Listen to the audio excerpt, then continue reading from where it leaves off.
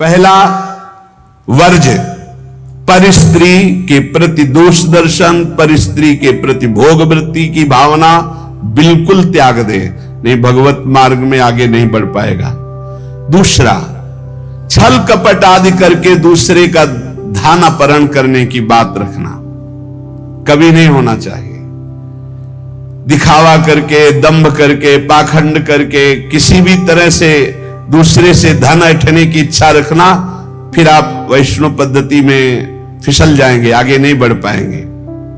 तीसरा, किसी की भी निंदा करना नहीं करना है, पर निंदा बिल्कुल ना सुननी है ना करनी। अगर वैष्णव धर्म में स्थित रहना है, परम आनंद प्राप्त करना है, पहला नियम किसी भी माता बहन के प्रति काम भाव नहीं।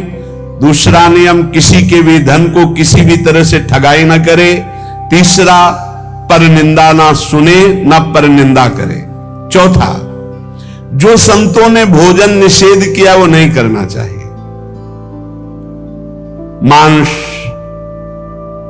मद्य, मछली, अंडा और जैसे प्याज लहसुन, इनको त्याज्य। प्याज लहसुन तमोगुणी है, तमोगुणी होने के कारण इसका त्याग किया गया है।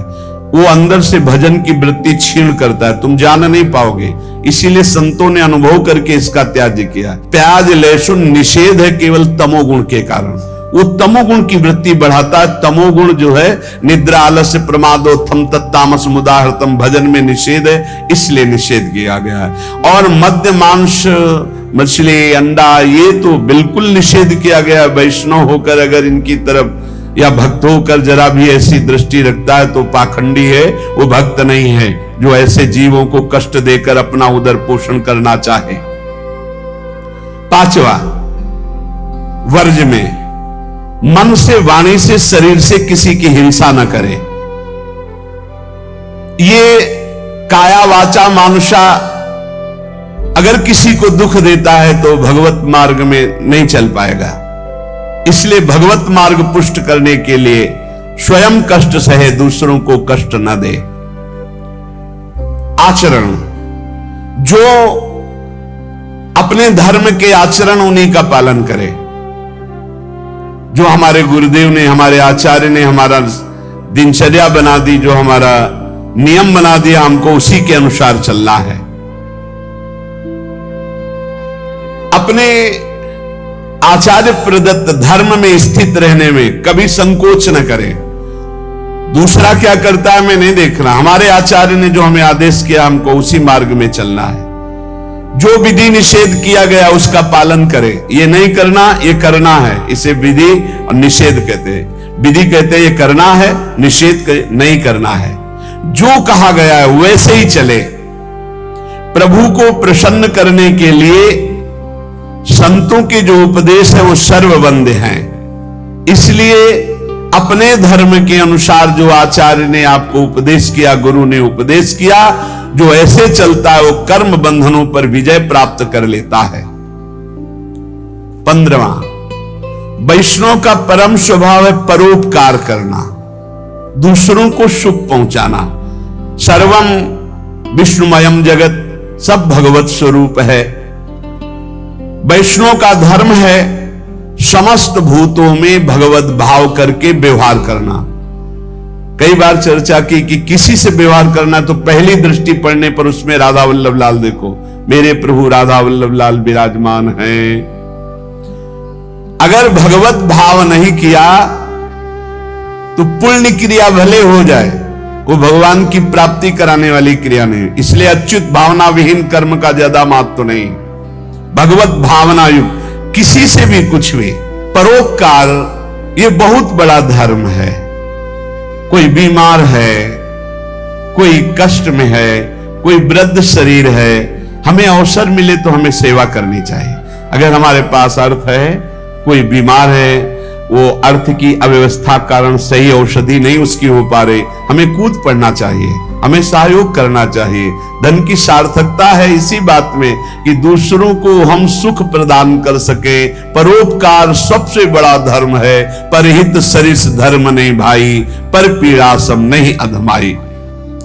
तुकाराम जी कह रहे हैं,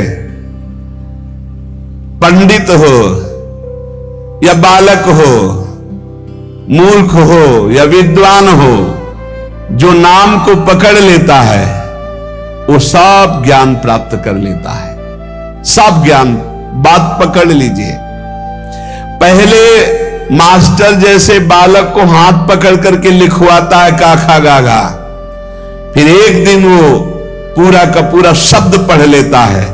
ऐसे प्रारंभ में गुरुदेव साधन बताते हैं, बहुत ही कड़वा लगता है, लेकिन जब वो तो सब ज्ञान उसके अंदर जागृत हो जाता है, सब वैराग्य भक्ति सब अंदर जागृत हो जाता है।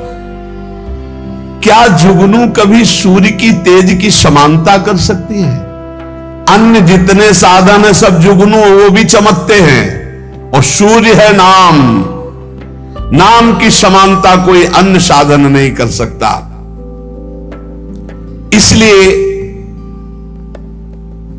सूर्य स्वरूप भगवान के नाम का निरंतर गाय, अन्य साधनों की तरफ दृष्टि मत दो।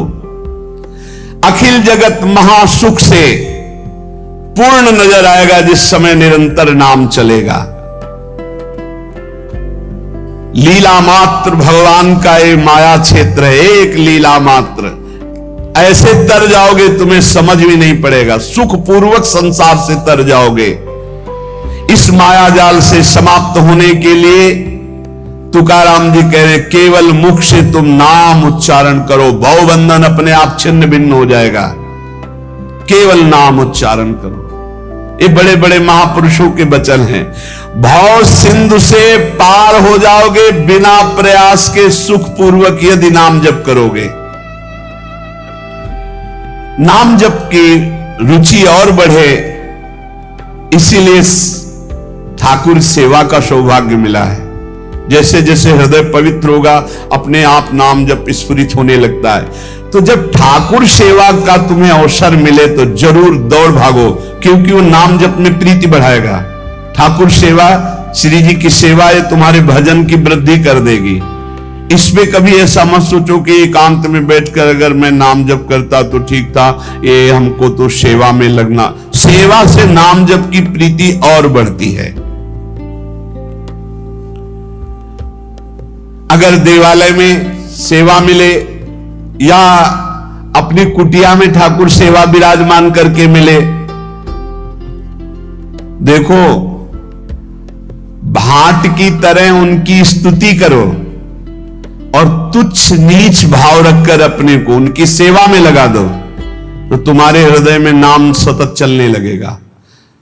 जैसे सूत मागध बंदी जन राजा का गुण गाते हैं, ऐसे दैन्य होकर के प्रभु के गुण गाओ। देखो ना बड़े बड़े महापुरुषों के, सूरदास जी के अश्रु चल रहे, पद गा रहे, ठाकुर जी बैठे सुन रहे। ये भगवत मार्ग है, प्रेमियों का मार्ग है। इसमें अलग दैन्य भाव होकर पद गायन कर रहे और एकदम अपने को नीच समझ करके प्रभु की सेवा में लगे। बड़ी कृपा है जो हमसे सेवा करवा रहे हैं, नहीं तो पापाचरण भी तो शरीर से हो सकते हैं। दो बातें यदि हो रही तो तुकाराम जी कह रहे हैं कि नाम जब बहुत शीघ्रता से निरंतर चलने लगेगा। यदि श्री जी की सेवा और श्री जी के गुणों का गायन, लीला गायन दैन्य होकर, जैसे राजा के सामने कुछ चंद धन के लिए सूत मागध बंदीजन उनका जस गाते, ऐसे हम प्रेम के लिए अपने आराध्य देव का जस गाते हैं। श्री तुकाराम जी कह रहे कि बड़े बड़े देवता भी इच्छा करते कि मृत्यु लोक में मानव देह में हमारा जन्म हो जाए, तो हम ऐसा भजन करेंगे कि भगवान को प्राप्त कर लेंगे, स्वर्ग से भी ऊंची स्थिति प्राप्त कर लेंगे। और तुम मृत्यु लोक के भोगों में फंसकर भगवान को छोड़ रहे हो। तुकाराम जी कह रहे स्वर्ग के देवता इच्छा करते कि कभी भगवान हम पर कृपा करे, हमें मृत्यु लोक में मानव देह दे दे जिससे मैं भजन करके भगवान को प्राप्त करूं, और तुम मृत्यु लोक के भोगों में भगवान के भजन को छोड़ रहे हो। स्वर्ग के देवता स्वर्ग और स्वर्ग के भोग छोड़कर मृत्यु लोक में मानव देह में आकर भजन करके भगवान को प्राप्त करना चाहते हैं। आपको सहज में अवसर मिला मानव देह, अब मृत्यु लोक के भोगों में फंस करके नाम जप मत छोड़ो। इंद्रियां ये कलह करती ही रहेंगी यदि भगवत प्राप्ति नहीं हुई थी। मुझे ये भोग भोगना है, नेत्रेंद्री कहेगी मुझे देखना है, श्रवणेंद्री कहेगी मुझे